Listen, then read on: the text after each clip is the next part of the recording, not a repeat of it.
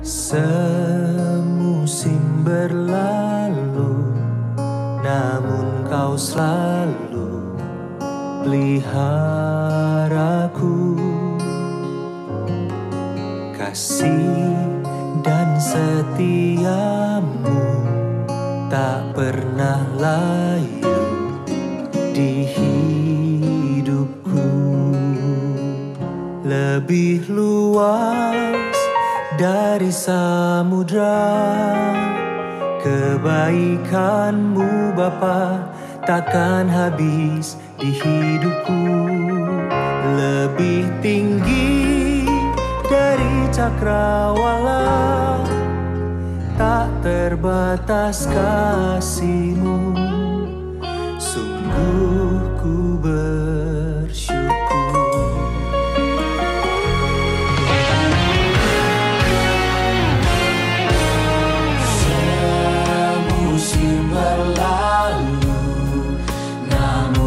Selalu peliharaku, kasih dan setiamu.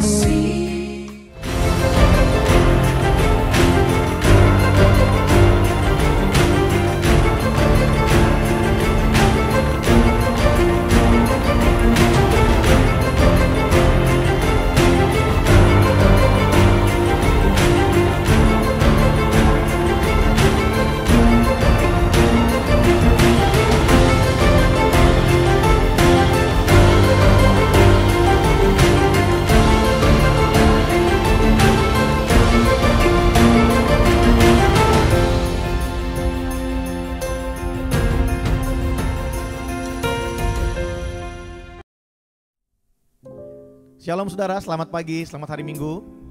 Tidak terasa kita ada di minggu yang terakhir di tahun ini saudara. Wow, boleh kasih salam kiri kanannya, kasih tos buat saudara-saudara yang ada di rumah, suami istri dan keluarga. Katakan Tuhan Yesus begitu baik dalam kehidupan kita. Haleluya.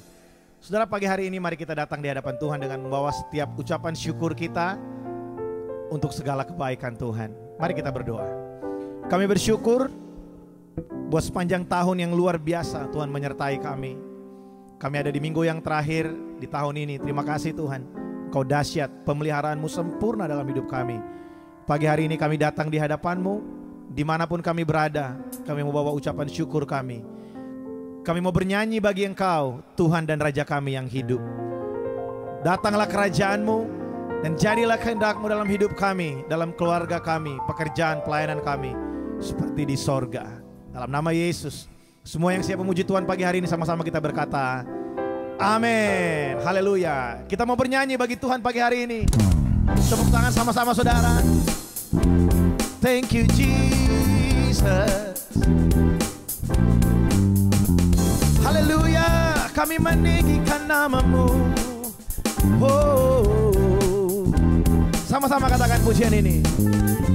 Angkatlah suaramu, puji dan serukan nama Yesus.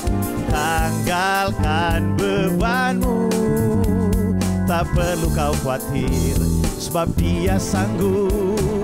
Gerakkan kakimu, bernyanyilah dan bertepuk tangan, bersukacitalah, tak perlu kau khawatir, sebab Dia sanggup.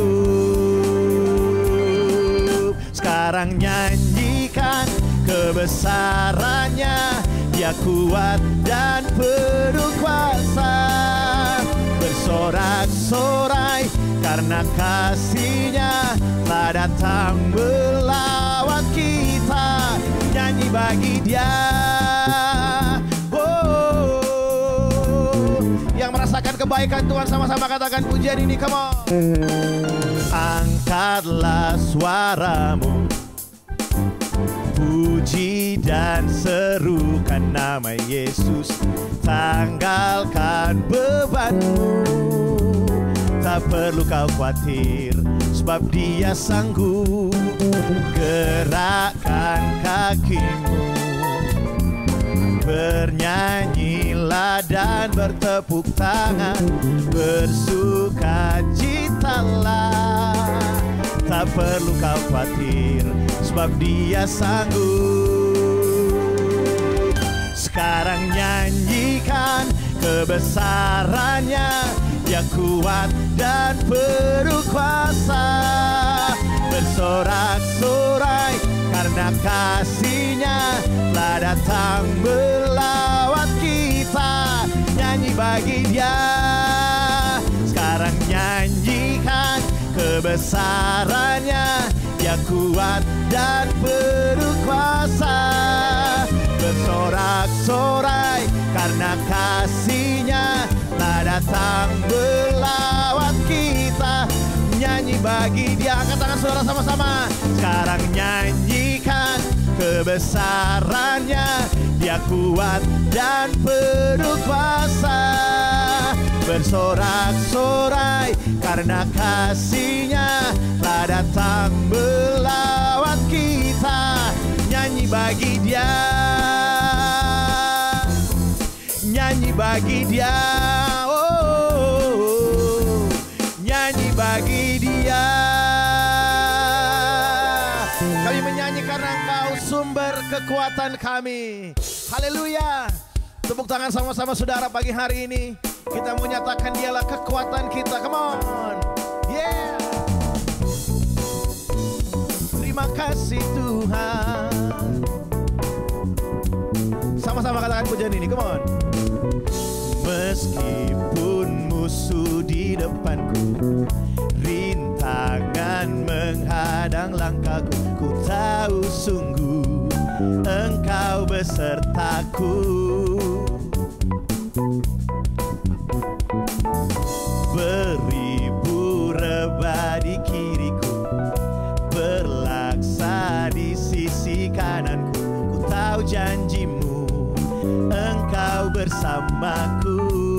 Mari yang percaya boleh angkat tangan saudara. Haleluya. Takkan pernah goyah keyakinanku, ada janji-Mu Yesus Tuhanku. Tiada yang seperti diri-Mu. Kaulah kuatku, kebanggaanku, gunung batu dan keselamatanku. Kuat tangan-Mu, perlindunganku, Kaulah Allah sumber kemenanganku. Oh Yesus Tuhan. Sama-sama katakan pujian ini.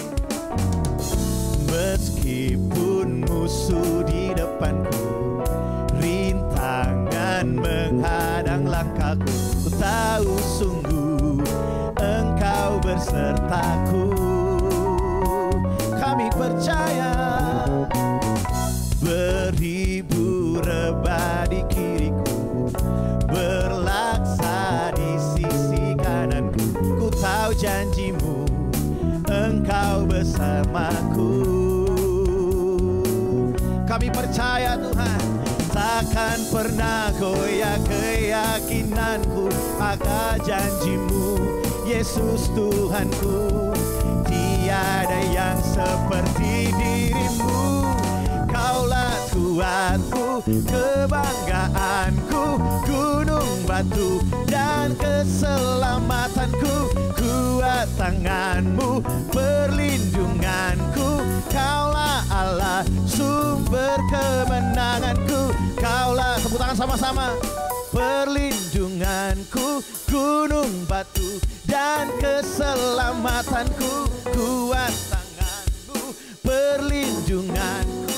Mari yang percaya boleh sama-sama kita nyanyikan pujian ini. Come on.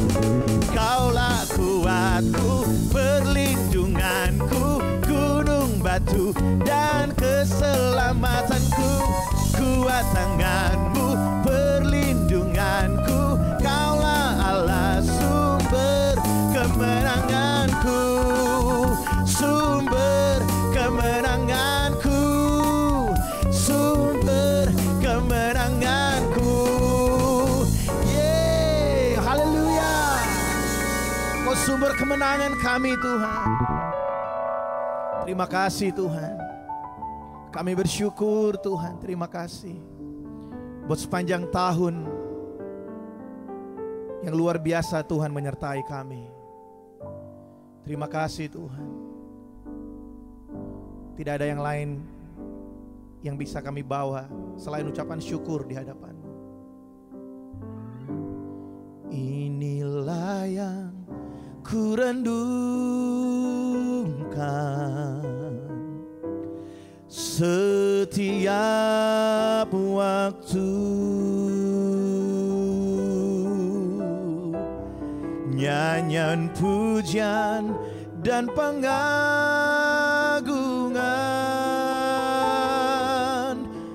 kepadamu.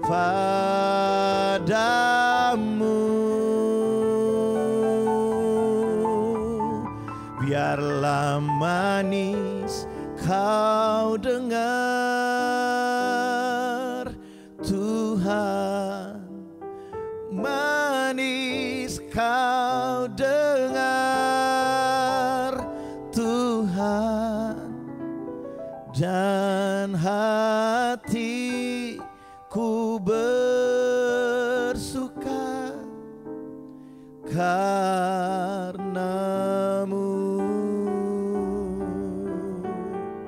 Ini kerinduan kami Tuhan. Ya Tuhanku, aku hendak bernyanyi bagi-Mu selama ku hidup. Ya Allahku, aku hendak bermazmur bagi-Mu selagi ku ada. Inilah yang ku renungkan setiap waktu, nyanyian pujian dan pengagungan kepadamu.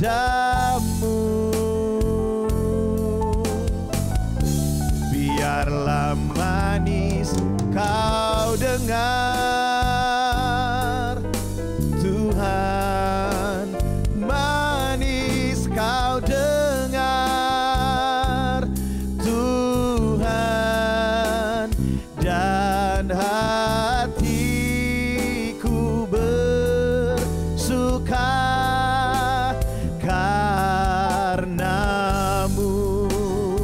Mari kita bawa syukur pagi hari ini. Inilah yang ku renungkan setiap waktu, nyanyian pujian dan pengagungan kepadamu.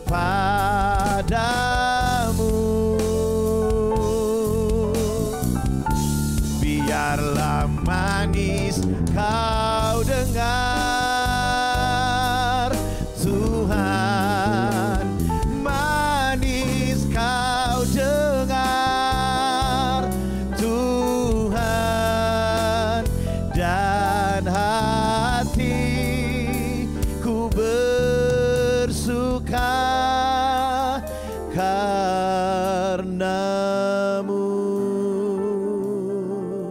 Mari kita bersyukur pagi hari ini. Terima kasih, terima kasih. Kami bawa pujian kami bawa sembah kami, sebab kasih-Mu tak berkesudahan. Sepanjang tahun Kau menjagai, Kau melindungi kami, Kau memberkati kami. Kasih-Mu nyata bagi kami, sebab itu kami menyembah, sebab itu kami bersyukur. Makasih Tuhan. Yesus, ku sembah Kau, sujud di hadapan-Mu, keinginan dalam hidupku hanya untuk menyembah-Mu.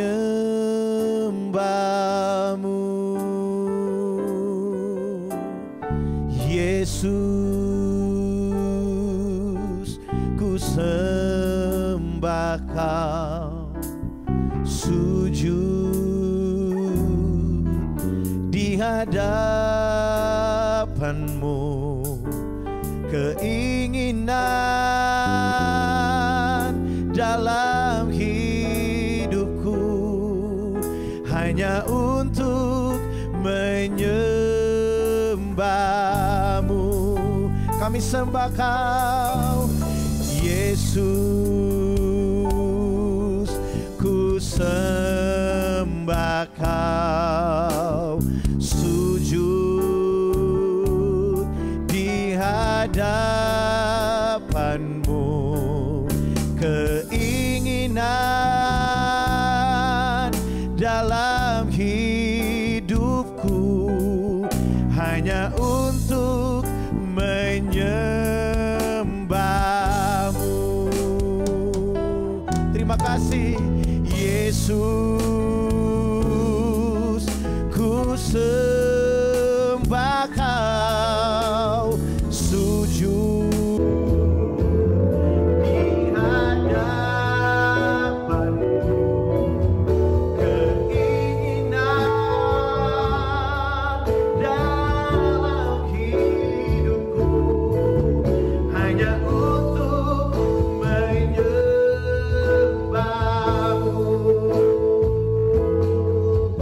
keinginan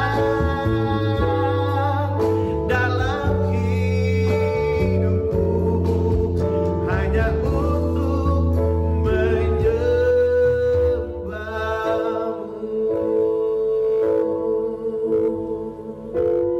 Terima kasih Tuhan. Terima kasih Tuhan. Kau bertata di atas setiap pujian kami, penyembahan kami yang kami naikkan di hadapan. Berbicaralah bagi kami pagi hari ini, urapi hamba-Mu, urapi setiap kami. Kami bersyukur Tuhan, dalam nama Yesus kami berdoa. Amin. Haleluya. Shalom saudara, selamat pagi. Kita bersyukur buat kebaikan Tuhan. Apa kabar saudara di hari ini? Saya sekali lagi mengucapkan selamat hari Natal bagi setiap kita. Dan saya menyambut Bapak Ibu Saudara yang baru pertama kali beribadah bersama-sama dengan kami di ibadah raya online terakhir di tahun 2020 ini. Luar biasa saudara, kalau kita merenungkan ya. Dari bulan Januari minggu yang pertama pada saat itu kita dilayani oleh Pastor Wahyu. Kemudian minggu kedua saya sharing kepada kita, buat kita semua pada saat itu tentang bertumbuh dalam kasih karunia.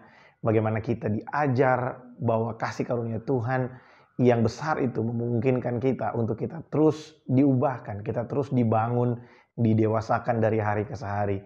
Waktu itu saya kasih perumpamaan buat setiap kita, kalau Tuhan itu pemarah ya, kalau Tuhan itu setiap kali orang berdosa langsung dibunuh, saya rasa kita nggak akan bisa punya kesempatan untuk kita belajar dari setiap kesalahan-kesalahan yang kita buat. Kita belajar dari setiap keputusan-keputusan yang salah yang pernah kita buat.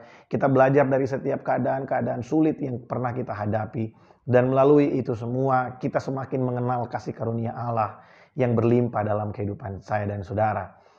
Saudara, adalah baik ketika di akhir tahun kita coba membuat satu perenungan apa yang sudah terjadi sepanjang tahun ini. Kita coba melihat apakah sepanjang tahun ini ada sesuatu yang berubah dari hidup kita. Dari cara kita menyembah Tuhan, dari cara kita mempermuliakan Tuhan, dari cara kita mengelola segala sesuatu yang Tuhan percayakan, dari pengenalan kita akan Tuhan yang paling penting. Apakah ada sesuatu yang berubah di situ? Atau semuanya sama aja tahun lalu dan tahun ini, saudara? Ya, karena sejatinya kita harus mengalami pertumbuhan, terutama dalam pengenalan kita akan Tuhan. Karena seperti beberapa hari yang lalu saya sharing buat saudara, ketika kita berjumpa dengan Tuhan di dalam satu keadaan yang sulit, kita menemukan Tuhan dan Tuhan sekali lagi memperkenalkan dirinya buat kita, maka kita akan mengenal Dia dengan satu nama yang berbeda. Seperti Abraham ketika diminta untuk mempersembahkan Ishak, akhirnya satu nama muncul, satu predikat yang baru muncul, Allah yang Maha Kuasa, yang sanggup menyediakan bagi Abraham pada saat itu korban pengganti Ishak. Saudara, saya yakin dan percaya buat setiap kita hari ini, Tuhan menyertai kita sampai hari ini. Tuhan yang sama juga akan menyertai kita di tahun yang akan datang. Saudara, sebelum saya membagikan firman Tuhan buat kita pagi hari ini, beberapa hal ingin saya sampaikan buat saudara. Untuk ibadah kita di gereja ini, saya sebagai gembala mengucapkan terima kasih kepada setiap pelayan-pelayan Tuhan, Bapak Ibu Saudara yang selama sepanjang tahun ini, mulai dari bulan Januari sampai di akhir dari tahun ini, saudara terus melayani Tuhan, bahkan di tengah-tengah pandemi sekalipun, buat para WL dan singer, ya buat teman-teman yang di belakang layar terus berdoa, buat para pendoa di gereja ini. Juga saya berterima kasih buat Bapak Ibu Saudara yang terus menopang pelayanan di gereja ini. Dan saudara, semua yang kita berikan buat Tuhan itu tidak akan pernah sia-sia, karena Tuhan selalu memberkati benih yang kita tabur. Saudara, di akhir tahun nanti, tanggal 31 Desember, kita akan sama-sama beribadah melalui aplikasi Zoom. Saudara bisa join bersama-sama ya di link yang biasa kita bagikan di dalam grup WhatsApp gereja kita. Atau bagi Bapak Ibu Saudara yang ingin join juga beribadah bersama-sama dengan kami, saudara bisa menghubungi nomor WhatsApp yang ada di layar saudara saat ini untuk bisa mendapatkan link untuk join bersama-sama dalam ibadah tahun baru, malam tahun baru kita nanti, tanggal 31 Desember pukul 7 malam. Kemudian pada tanggal 1 Januari kita akan melaksanakan ibadah awal tahun itu melalui YouTube channel gereja kita. Jadi buat saudara dimanapun berada, saudara bisa mengikuti ibadah, akan mulai tayang perdana pukul 7 pagi dan setelah itu bisa disaksikan sepanjang hari. Kapan saudara bisa ikut beribadah bersama-sama. Karena saya tahu biasanya di malam tahun baru rata-rata semuanya tidurnya pada larut ya. Biasanya saudara bisa bangun sedikit lebih siang dan saudara bisa mulai ikut beribadah di siang hari. Tapi ibadah sudah mulai bisa diikuti mulai pukul 7 pagi saudara. Dan ada satu pengumuman penting buat setiap kita. Pengumuman ini penting sekali karena mulai tahun depan ya, lebih tepatnya mulai dari minggu depan, maka ibadah kita akan dilaksanakan secara live melalui Zoom meeting dan juga akan disiarkan secara langsung di YouTube channel gereja kita, Rock Family Church Malaysia. Jadi kalau biasanya kita hanya mengikuti melalui YouTube channel ya, sekarang mulai tahun depan kita akan beribadah bersama-sama. Ini dilakukan live, jadi apa yang saudara saksikan, kalau saudara menyaksikan melalui YouTube, itu yang sedang terjadi saudara ya. Jadi kalau saudara ingin berinteraksi bersama-sama, saya mengundang Bapak Ibu Saudara yang selama ini mungkin hanya mengikuti melalui YouTube, saudara bisa mengikuti melalui Zoom yang sama ya, di link Zoom yang sama. Saudara juga bisa menghubungi nomor WhatsApp yang ada di layar saudara untuk mendapatkan link untuk bisa join bersama-sama.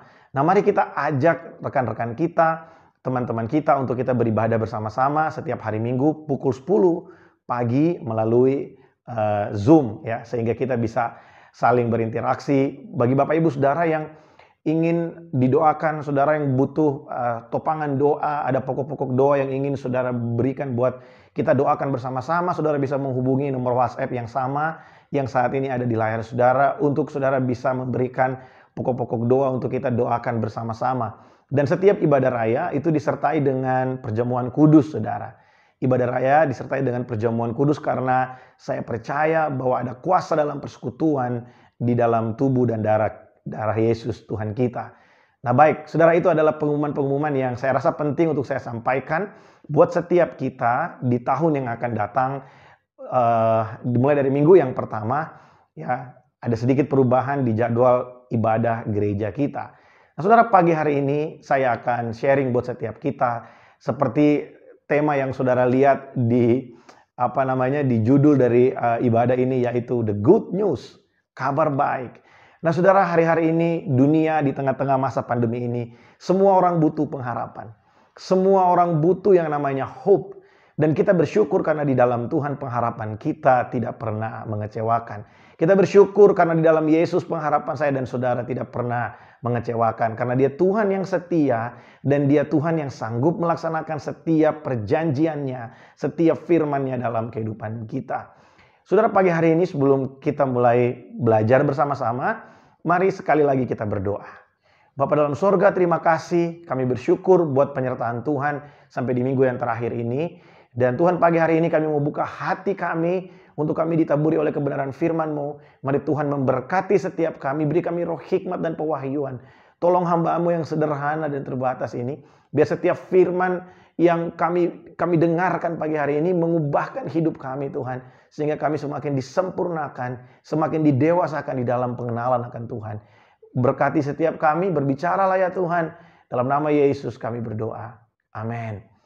Saudara, mari kita buka sama-sama dalam Roma pasal yang pertama, ayat yang ke-16 sampai dengan ayat yang ke-17.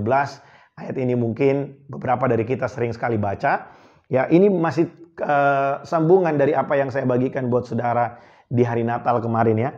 Roma pasal yang pertama ayat yang ke-16 sampai dengan ayat yang ke-17 saya baca buat setiap kita. Sebab aku mempunyai keyakinan yang kokoh dalam Injil, karena Injil adalah kekuatan Allah yang menyelamatkan setiap orang yang percaya. Pertama-tama orang Yahudi, tetapi juga orang Yunani. Sebab di dalamnya nyata kebenaran Allah yang bertolak dari iman dan memimpin kepada iman. Seperti ada tertulis, orang benar akan hidup oleh iman. Wow. Jadi Paulus berkata Injil itu adalah kekuatan Allah. Saudara, Injil atau the gospel itu bahasa Indonesianya the good news, kabar baik. Nah, apa itu kabar baik? Kenapa dia dikatakan kabar baik? Di dalam ayat ini ditemukan alasannya. Injil itu kekuatan Allah karena Injil bisa menyelamatkan umat manusia yang percaya kepadanya.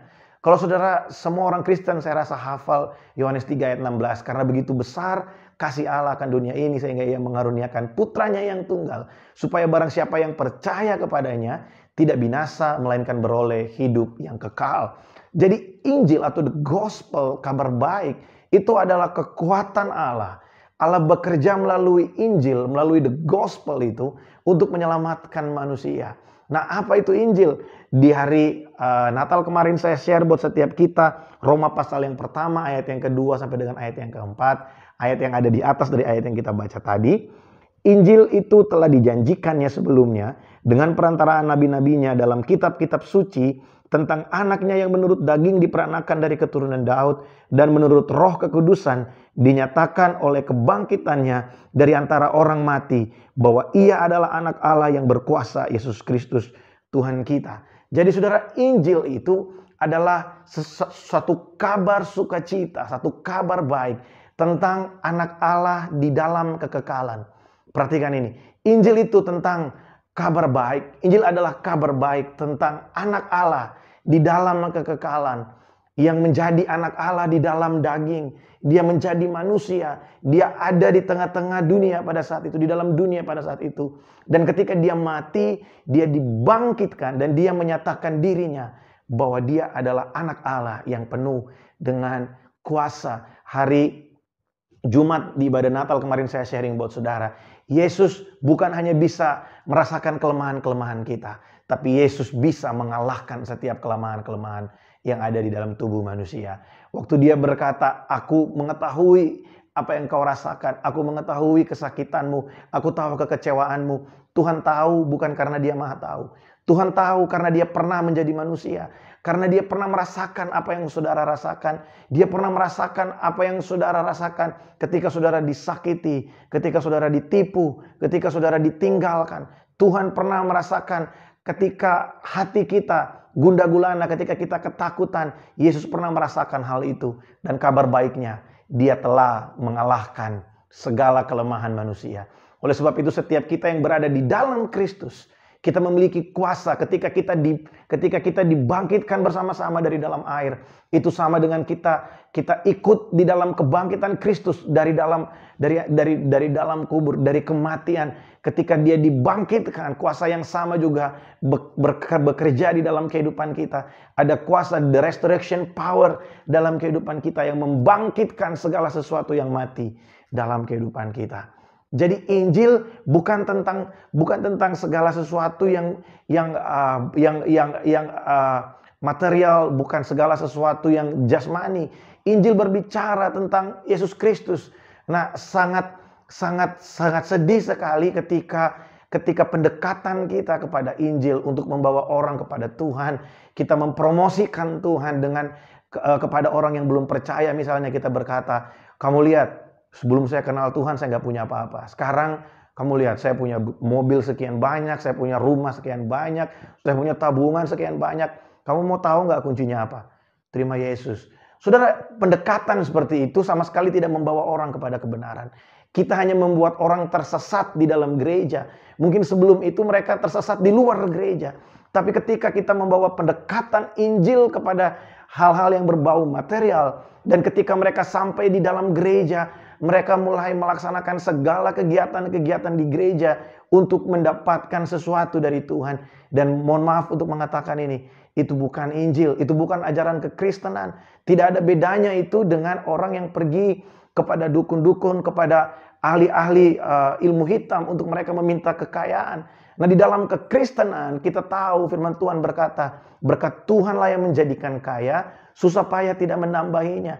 Tuhan memberikan kita satu kehidupan di mana kita bisa menjalani segala sesuatu, pekerjaan kita, pelayanan kita, apapun profesi saudara, Tuhan memberikan kita satu kehidupan di mana kita bisa melakukan itu semua tanpa ada tuntutan, dan kita benar-benar dijamin bahwa kita diterima oleh Bapa. Saya tidak sedang mengatakan bahwa di dalam Tuhan kita gak harus bekerja, kita tunggu berkat aja. Bukan itu. Yang saya mau katakan, apapun yang kita kerjakan, apapun yang kita lakukan, kalau ada berkat Tuhan atas saudara, maka sekalipun kecil yang saudara lakukan, berkat Tuhan akan mencukupkan, bahkan melimpahkan buat kita. Lebih dari yang kita butuhkan, yang Tuhan sediakan bagi saya dan saudara. Yang percaya boleh katakan amin. Nah saudara, ada 3 hal paling tidak yang diberikan jaminan buat setiap kita dari Injil. Kabar baik yang Tuhan berikan buat kita lebih dari pemenuhan keinginan-keinginan daging yang fana. Kabar baik yang Tuhan berikan buat kita adalah tentang adanya kepastian bagi kita. Tuhan memberikan kita kepastian akan 3 hal melalui Injil. Yang pertama, kepastian hidup kekal, dan hidup kekal yang Tuhan berikan seperti yang saya sampaikan buat saudara di ibadah malam Natal kemarin. Tuhan memberikan kita hidup kekal bukan nanti waktu kita mati, tapi hari ini waktu saudara terima Yesus sebagai Tuhan dan Juru Selamat. The moment waktu saudara terima Yesus, waktu saudara mengakui Dia sebagai Tuhan dan Raja atas hidupmu, mengaku dengan mulut, percaya dalam hati, saudara, maka hidup kekal itu menjadi bagian kita. Kemarin saya sempat tanya buat kita, sudahkah kita mengecap kehidupan kekal itu? Karena di dalam kehidupan kekal itu, kita akan terus hidup kekal yang kita terima, itu tidak diam di situ. Karena Tuhan berkata, aku datang memberi kamu hidup, dan hidup di dalam segala kelimpahan. Tuhan datang dalam hidup kita, memberikan kita hidup, bukan sekedar hidup. Tuhan berikan kita hidup yang berkualitas. Nah, untuk membangun kualitas hidup dalam hidup kita, dalam kehidupan kita yang telah jatuh ke dalam dosa, maka hidup yang berdosa itu ketika dia berjumpa dengan kasih karunia, maka kasih karunia itu akan mengubahkan kehidupan kita dari waktu ke waktu. Itu adalah kita sedang mengecap kekekalan yang Tuhan lakukan dalam hidup kita, yang Tuhan berikan buat kita. Makanya kalau tidak ada sesuatu yang berubah dari hari ke hari, dari tahun ke tahun, maka mari kita lihat kembali apakah kita telah benar-benar menerima Dia sebagai Tuhan dan Raja dalam hidup kita. Apakah kita telah benar-benar berjumpa dengan pribadinya dalam kehidupan kita. Jadi yang pertama, Tuhan memberikan kita kepastian akan kehidupan yang kekal. Yang kedua, adanya kepastian akan penerimaan dan pengakuan dari Bapa di sorga sebagai anak. Sehingga kita tidak pernah punya satu keraguan untuk datang ke hadapan Bapa. Saudara, dalam sepanjang tahun ini saya rasa pesan ini yang paling sering saya beritakan buat kita. Bahwa Tuhan menerima kita kapanpun kita datang. Tuhan menerima kita dalam keadaan apapun kita datang. Saudara, Tuhan tidak pernah menolak kita ketika kita datang ke hadapannya. Saya harus ulangi ini berkali-kali. Sedalam apapun kita melakukan kesalahan, seperti apapun keadaan kita, Tuhan tidak pernah membuang kita dari hadapannya. Dia mengasihi saya dan saudara. Karena dia berkata, kalau Yesus, dia telah mati bagi kita bahkan ketika kita masih berdosa. Dia menunjukkan kasihnya bahkan ketika kita masih melakukan pelanggaran, dia telah menyatakan kasihnya buat kita. Apalagi ketika kita telah menerimanya. Kalau hari ini kita masih hidup di dalam banyak kelemahan, dan kita masih diproses dengan banyak sekali kelemahan, saudara dengarkan baik. Yang paling sering setan lakukan adalah membuat kita tidak punya satu keberanian untuk datang menghadap Allah. Setan selalu bilang, udahlah hidupmu gini-gini aja, berputar aja dalam dosa yang sama. Tapi ada kabar baik buat saudara. Di dalam Injil itu, di dalam kabar baik itu, kita diberikan kepastian yang kedua. Kepastian penerimaan dan pengakuan. Tuhan mengakui kita sebagai anaknya. Tuhan menerima kita di hadapannya. Dan yang ketiga, yang kepastian yang diberikan oleh Injil buat kita adalah kepastian bahwa kita tidak pernah sendiri selama kita ada di dunia ini. Ada Roh Kudus yang tinggal di dalam kita. Bahkan Roh Kudus itu menjadi jaminan bahwa kita adalah milik Allah. Roh Kudus adalah meterai yang menandakan kita, yang kita diberi tanda Roh Kudus. Sehingga sampai di ujung kehidupan kita nanti, kita akan berjumpa dengan Sang Pemilik kita. Seperti yang saya ilustrasikan buat saudara kemarin, ya di dalam doa fajar ya, di morning devotion. Bagaimana barang yang dikirim dari satu pelabuhan ke pelabuhan yang lain, sebelum dikirim itu telah diberi stempel perusahaan yang akan menerima, yang pemilik dari barang ini. Sehingga di tempat, di pelabuhan di mana barang itu sampai, dia nggak mungkin pergi kepada pihak yang salah. Pemiliknya pasti datang untuk mengambilnya. Saudara, setiap kita satu hari nanti, kita akan berlabuh di pelabuhannya Tuhan. Dan sampai di sana, Sang Pemilik kita, pemilik kehidupan kita, dia akan melihat tanda Roh Kudus yang adalah seal kita, yang adalah materai kita, sehingga dia melihat, oh, kamu milikku, kamu kepunyaanku, kamu kesayanganku, kamu biji mataku. Wow, saudara, bukankah itu adalah good news buat setiap kita? Jadi tiga kepastian ini yang kita punya melalui Injil. Yang pertama adanya hidup kekal. Yang kedua adanya pengakuan dan penerimaan dari Bapa. Yang ketiga kepastian bahwa kita tidak pernah sendiri dalam kehidupan kita. Nah saudara, Injil itu adalah kekuatan Allah. Ya, dalam Roma pasal yang pertama ayat yang ke-11 sampai dengan ayat yang ke-32. Kalau saudara baca, saya menganjurkan saudara untuk membaca di rumah saudara masing-masing. Ayat 11 sampai ayat 32. Saudara, di situ diceritakan bagaimana bobroknya manusia. Bahwa manusia sebenarnya layak untuk menerima hukuman. Manusia layak untuk menerima murka Allah. Karena saudara, di dalam ayat yang ke Roma pasal yang pertama ayat yang ke-18 dikatakan seperti ini. Dalam terjemahan sederhana bahasa Indonesia. Kabar baik itu penting karena kemarahan Allah terhadap semua dosa dan kejahatan manusia sudah mulai dinyatakan dari sorga. Karena dosa dan kejahatan itu menjadi penghalang bagi manusia untuk mengenal ajaran yang benar tentang Allah. Saudara, dosa yang ada dalam diri manusia itu menghalangi manusia untuk bisa mengenal Tuhan dengan benar. Nah, kalau saudara baca di dalam pasal itu ayat 11 sampai ayat 32, ya dari ayat yang mulai dari ayat yang ke-12 di sana dijelaskan ya. Saya bacakan buat saudara ayat yang ke-19 sampai ayat yang ke-20 dari terjemahan sederhana bahasa Indonesia. Apa yang harus diketahui manusia tentang Allah sudah jelas sekali karena Dia sendiri yang sudah menyatakan hal itu kepada manusia. Karena sejak penciptaan dunia, sifat-sifatnya sebagai Allah sudah terlihat dengan jelas melalui segala sesuatu yang sudah diciptakannya. Dan oleh karena itu kita mengerti hal-hal yang tidak bisa dilihat dengan mata tentang Dia, yaitu keadaannya sebagai Allah dan bahwa Dia mempunyai kuasa untuk selama-lamanya. Jadi tidak ada alasan apapun bagi manusia untuk tidak mengenal Allah. Saudara, Paulus menjelaskan di situ manusia sebenarnya bisa mengenal Allah dari ciptaannya. Manusia bisa mengenal Allah dari apa yang sudah diciptakan oleh Allah. Saudara, beberapa minggu yang lalu saya sempat merenungkan bagaimana dahsyatnya ciptaan Tuhan. Saya sengaja cari di YouTube, saudara ya, tentang tata surya, tentang alam semesta. Dan ketika saya setiap kali saya melihat itu, saya selalu kagum akan karya Tuhan. Dan saya berkata, siapakah manusia ini Tuhan? Sehingga Engkau begitu mengasihinya. Sehingga Engkau begitu menaruh belas kasihan buat manusia. Saudara, bayangkan tata surya yang begitu besar. Saudara, kalau saudara buka di Google, saudara cari dalam literatur tentang alam semesta, saudara akan menemukan bahwa bumi itu kecil sekali, saudara. Dan di alam semesta itu ada banyak sekali bintang-bintang, ada galaksi, ada banyak benda-benda langit yang Tuhan ciptakan semuanya.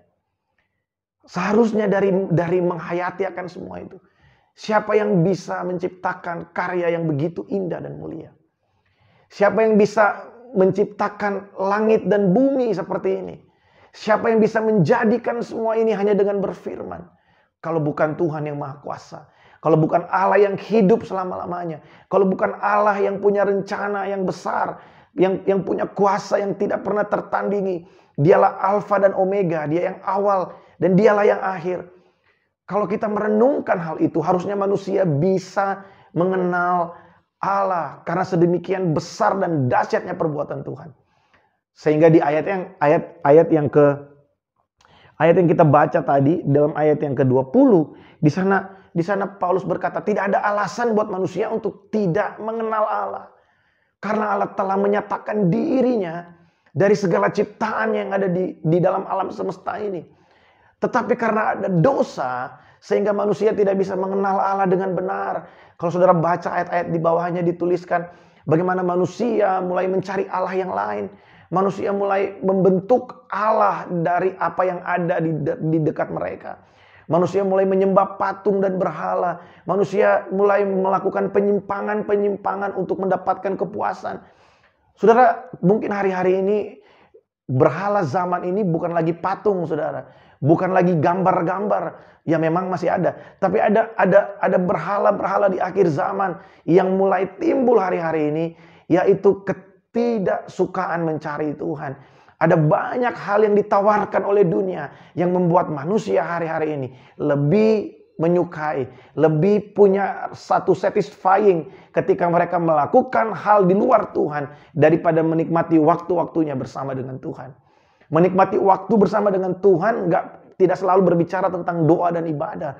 Tapi di tempat pekerjaan kita, di tempat kita belajar, di tempat kita melakukan segala sesuatu. Kalau kita sadar ada kebersamaan dengan Tuhan, maka kita akan melakukan yang terbaik. Kita nggak mungkin curi-curi waktu. Kita nggak mungkin melakukan sesuatu yang tidak berkenan di hadapan Tuhan. Karena kita tahu ada kebersamaan dengan Tuhan. Dan itu menyenangkan Tuhan ketika kita melakukan apa yang berkenan di hadapannya. Saudara, harusnya manusia bisa mengenal Tuhan lewat segala ciptaannya. Tetapi karena ada dosa di dalam diri manusia, dosa yang telah merusak gambar Allah, sehingga dosa itu menghalangi manusia untuk bisa mengenal Allah. Saudara tahu di ayat-ayat di bawahnya dijelaskan bagaimana orang untuk mendapatkan kepuasan, untuk mendapatkan satu satisfying, mereka mulai melakukan hubungan seks sesama jenis, mereka mulai melakukan segala sesuatu yang mereka rasa itu pantas untuk mendapatkan sesuatu yang satisfying buat manusia, yang menyenangkan buat manusia. Saudara, dunia menawarkan satu satisfying, satu rasa nyaman yang di luar Tuhan, dan pada akhirnya kenyamanan yang dunia tawarkan itu mengikat manusia. Itu membuat manusia kalau nggak bikin itu rasanya ada yang kurang. Bahkan yang paling parah, manusia diikat oleh semua yang ada di dunia ini sehingga standar dari keberhargaan manusia tidak lagi ditentukan dari perkataan Tuhan. Tapi iblis membuat manusia meletakkan standar keberhargaannya sama dengan standar dunia. Kalau kamu nggak melakukan seperti ini, kalau kamu nggak jadi seperti ini, maka kamu kurang berharga. Saudara, padahal Injil menjamin sesuatu. Ada kepastian buat kita akan penerimaan dan pengakuan dari Bapa di sorga.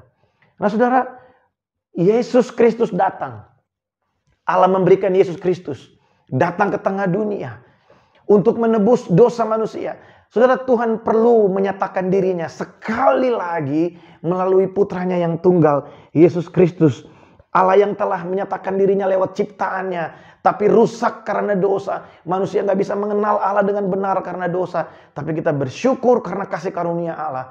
Tuhan sejak awal memiliki satu rencana penebusan. Kemarin saya bagikan buat saudara dari kitab Kejadian sekalipun Tuhan telah Tuhan telah merencanakan bahwa satu hari nanti keturunan dari manusia, dari perempuan itu, dari Hawa akan menginjak kepala dari ular.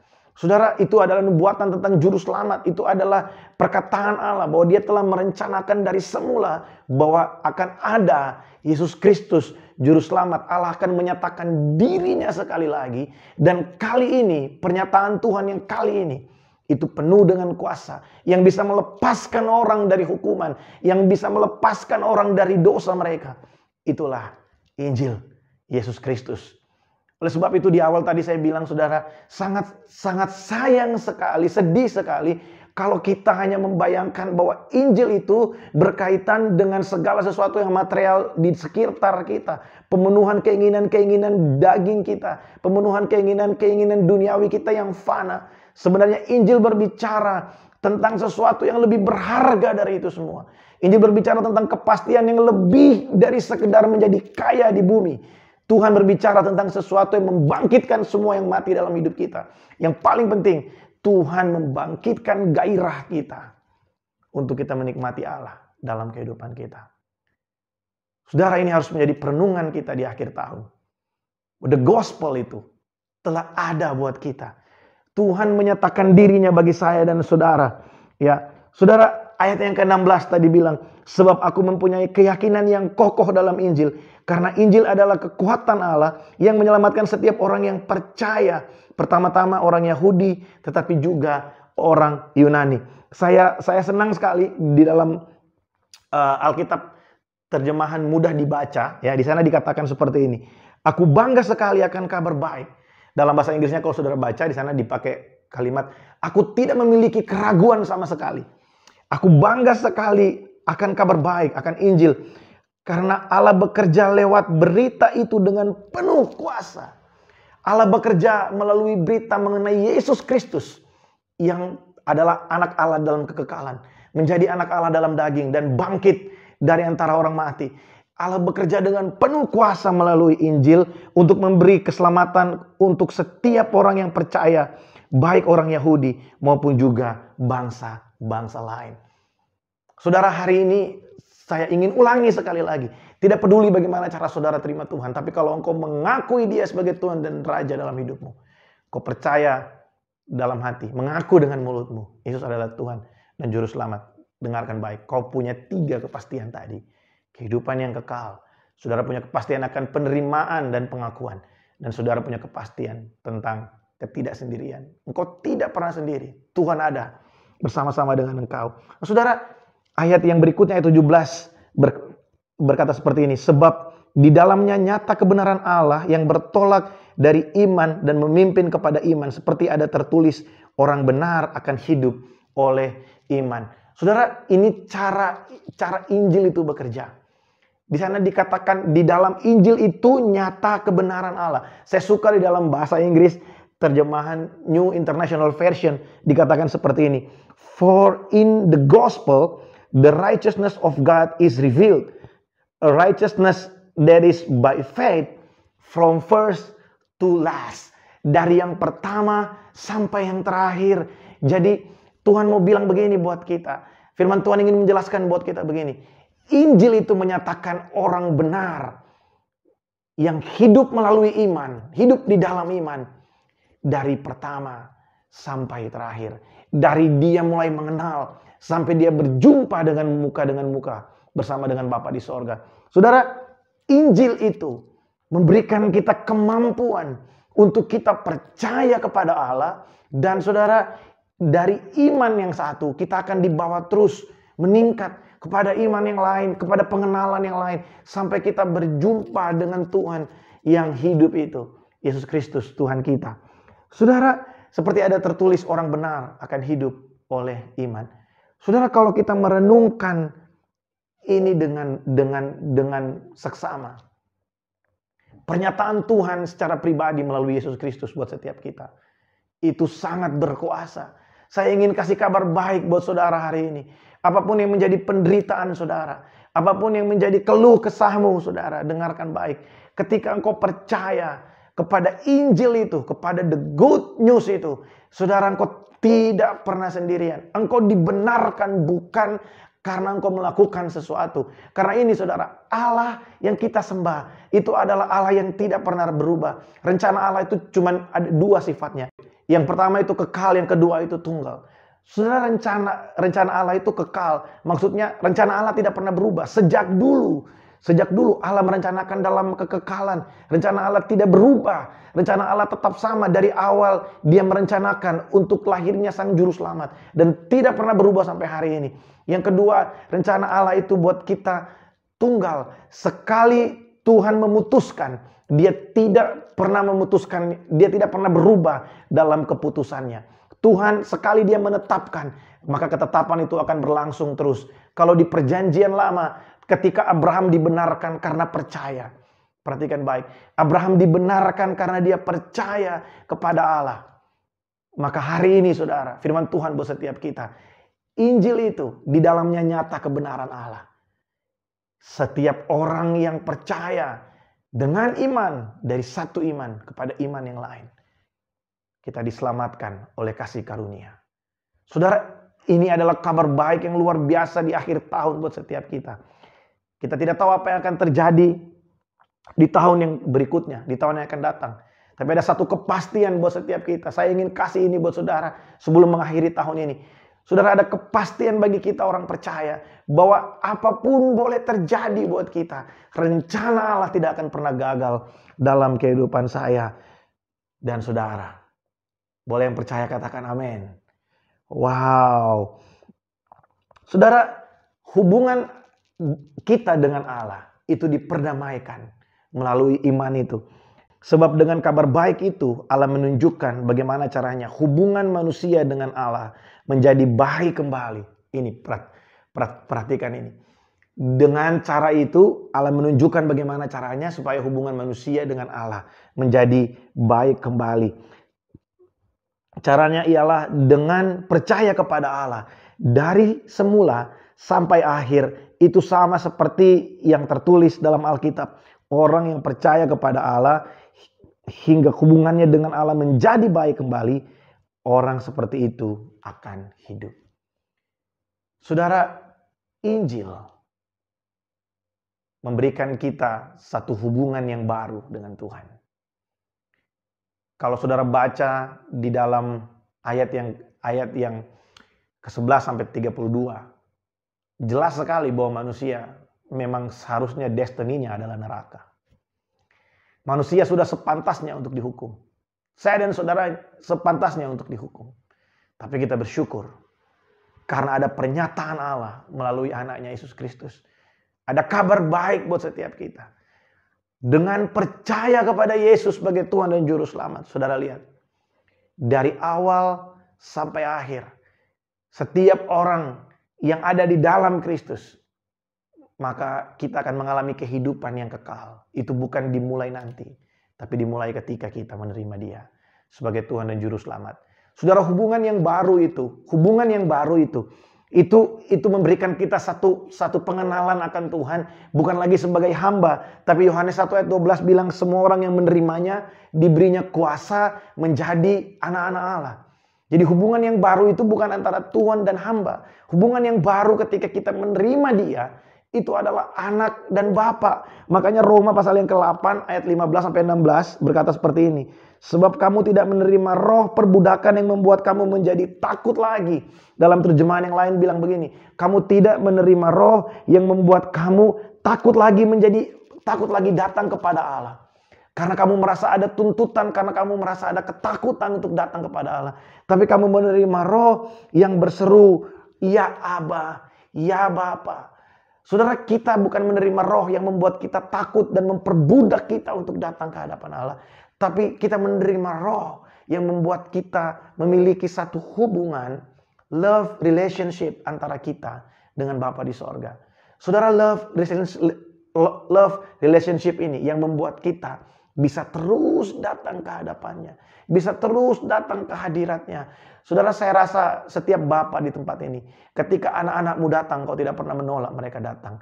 Apalagi Bapa yang di sorga. Ketika kita datang ke hadapannya, Bapa tidak pernah menolak kita. Lewat Injil itu ada satu kepastian akan jaminan bahwa kita diterima. Kita diakui di hadapannya sebagai anak. Wow. Saudara, biar kabar baik ini di akhir tahun ini menjadi sesuatu yang menguatkan saya dan saudara.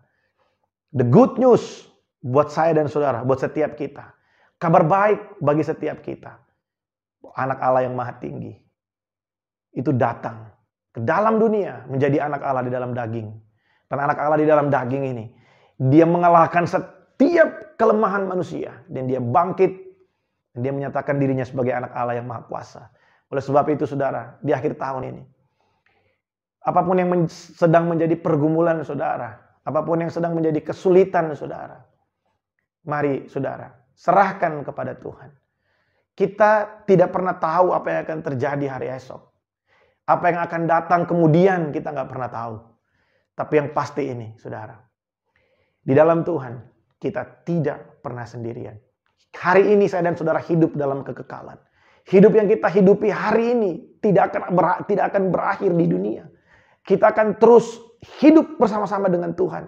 Hari ini saya dan saudara sedang dipersiapkan untuk berjumpa dengan Dia di dalam kekekalan nanti. Tapi hidup yang kekal itu dimulai hari ini. Makanya hari ini kalau kita diproses pada kesabaran kita diproses pada cara kita mengelola, diproses pada kehidupan kita. Saudara, kita sedang dimurnikan, kita sedang mengecap kekekalan itu.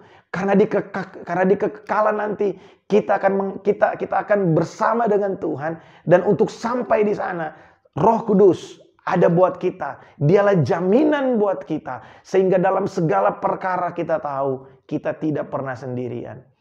Ada Roh Kudus buat saudara. Ada Roh Kudus yang hidup buat saudara.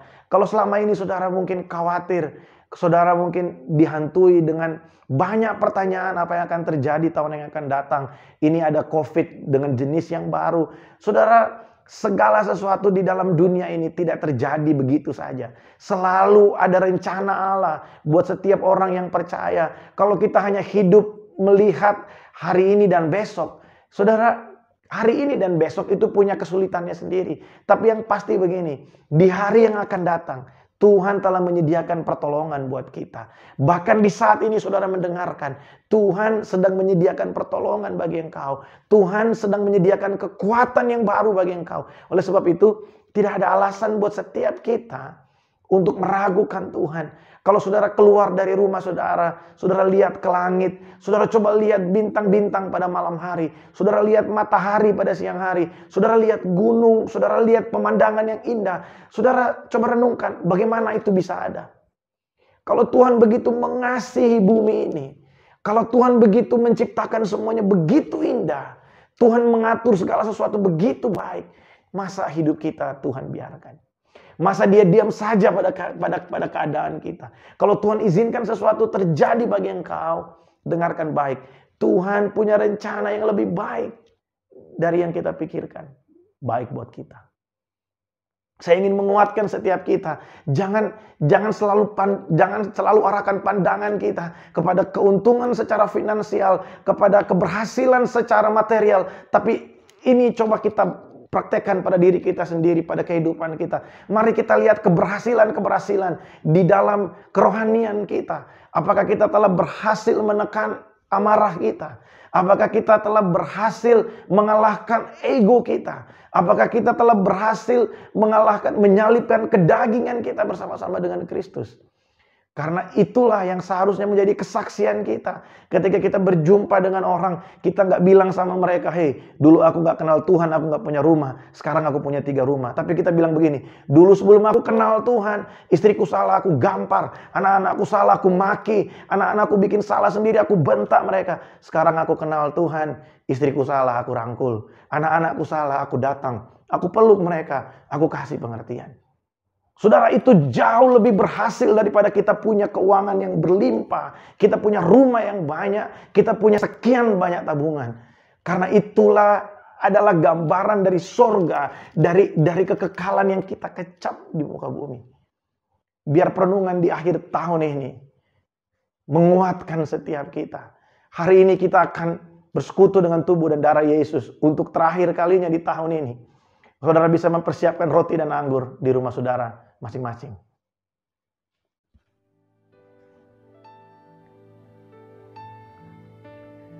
Mari kita angkat roti di tangan kanan kita pagi hari ini untuk kita bersekutu dengan tubuh dan darah Yesus. Saudara, saya ajak kita merenungkan kembali apa yang pagi hari ini kita dengarkan. Saya ajak kita merenungkan kembali the gospel, kabar baik, memberikan kita jaminan akan hidup kekal, akan penerimaan, akan ketidaksendirian. Kalau saudara hari ini meragukan Tuhan dalam hidupmu, selesai ibadah saudara bisa keluar rumah dan lihat alam semesta. Lihat kebesaran Tuhan, kedahsyatan Tuhan bagi engkau. Dan saudara, apa yang akan kita lakukan pagi hari ini? Perjamuan kudus bukanlah satu sakramen biasa, rutinitas yang harus kita lakukan. Tapi ini adalah firman Allah. Dia berkata, "Perbuatlah ini setiap kali kamu melakukannya menjadi peringatan akan aku." Tuhan ingin kita mengingat kabar baik itu. Bahwa dia datang dari sorga turun ke bumi. Dan dia dibangkitkan dari antara orang mati. Memberikan kita the power of resurrection. Ada kuasa kebangkitan dalam hidup saya dan saudara. Mari angkat roti di tangan kanan saudara pagi hari ini. Saudara, ini bukan roti biasa. Inilah persekutuan kita dengan tubuh Kristus. Demikianlah firman Tuhan. Malam pada waktu Yesus sebelum ia diserahkan, dia mengambil roti, memecah-mecahkannya berkata, "Inilah tubuhku yang dipecah-pecahkan bagi kamu. Perbuatlah ini setiap kali kamu memakannya menjadi peringatan akan aku." Inilah tubuh Kristus yang dipecah-pecahkan bagi kita. Mari kita makan dalam nama Yesus.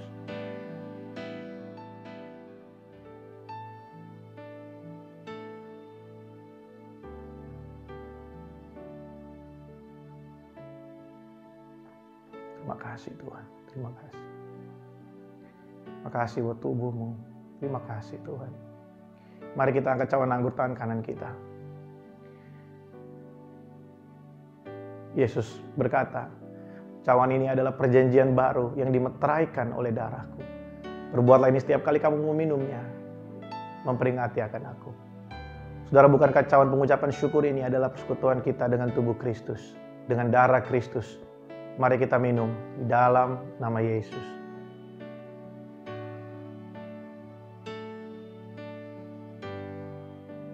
Mari angkat kedua tangan saudara pagi hari ini, kita berdoa. Terima kasih Tuhan, terima kasih. Terima kasih buat sepanjang tahun yang luar biasa. Terima kasih buat tubuh dan darah-Mu. Terima kasih buat kabar baik yang Tuhan sampaikan buat kami pagi hari ini. Kami percaya di dalam Engkau, kami tidak pernah ditinggalkan Tuhan. Oh, Engkau memberkati umat-Mu pagi hari ini. Engkau melihat umat-Mu dimanapun berada. Terima kasih Tuhan, terima kasih Tuhan, terima kasih Tuhan. Saudara, mari naikkan syukur. Bersyukur buat kebaikan Tuhan. Bersyukur buat rahmat-Nya. Bersyukur buat kebaikan-Nya. Terima kasih Tuhan. Engkau layak terima ucapan syukur kami. Engkau baik Tuhan, terima kasih. Syukur bagimu Tuhan Yesus, terima kasih Tuhan. Oh, terima kasih Tuhan, Engkau baik bagi kami. Terima kasih buat keluarga, terima kasih buat pekerjaan. Terima kasih buat orang-orang yang berdiri bersama dengan kami. Terima kasih Tuhan buat sepanjang tahun ini. Terima kasih Tuhan, kami mengakhiri tahun ini dengan gilang gemilang. Kami mengakhiri tahun ini dengan kemenangan bersama dengan Engkau. Sekalipun masih banyak hal yang belum terjadi buat kami, tapi kami percaya Tuhan, Engkau turut bekerja dalam segala sesuatu, mendatangkan kebaikan bagi setiap kami umat-Mu. Terima kasih Tuhan, terima kasih. Bapa, pagi hari ini hamba berdoa memberkati umat-Mu dimanapun mereka berada. Tuhan melihat setiap umat-Mu. Oh, yang sedang dalam pergumulan yang berat hari ini. Engkau melawat dari sorga. Engkau menolong dari sorga Tuhan. Engkau berikan kekuatan yang baru. Engkau bangkitkan semangat kami untuk mencari Engkau. Karena Injil itu adalah kekuatan Allah yang menyelamatkan kami. Terima kasih Tuhan. Engkau memberkati setiap kepala rumah tangga. Berkati setiap istri dan anak-anak Tuhan. Di dalam nama Yesus. Pagi hari ini kami akan menerima berkat dari Engkau. Saudara, mari buka kedua tanganmu. Saudara yang terkasih, Tuhan berjalan di depanmu. Tuhan menyinari engkau dengan wajahnya dan memberi engkau kasih karunia. Tuhan menyertai engkau kemanapun engkau pergi. Tuhan berjalan bersama-sama dengan engkau. Dia tinggal di dalam engkau. Terimalah berkat dan rahmat dari Allah Bapa, kasih dan cinta dalam putranya yang kudus Yesus Kristus, serta persekutuan yang manis bersama dengan Allah Roh Kudus menyertai setiap kita mulai siang hari ini sampai Maranatha. Tuhan Yesus datang pada kali yang kedua. Semua yang terima berkat ini sama-sama kita berkata amin. Haleluya. Saudara, selamat hari Minggu buat setiap kita. Jangan lupa minggu depan kita akan beribadah sama-sama melalui aplikasi Zoom pukul 10 pagi. Pastikan saudara semua ikut, kita memuji dan menyembah Tuhan bersama-sama live dari rumah kita masing-masing. Selamat menikmati akhir tahun dengan penuh ucapan syukur bersama dengan orang-orang yang saudara kasihi. Tuhan Yesus memberkati.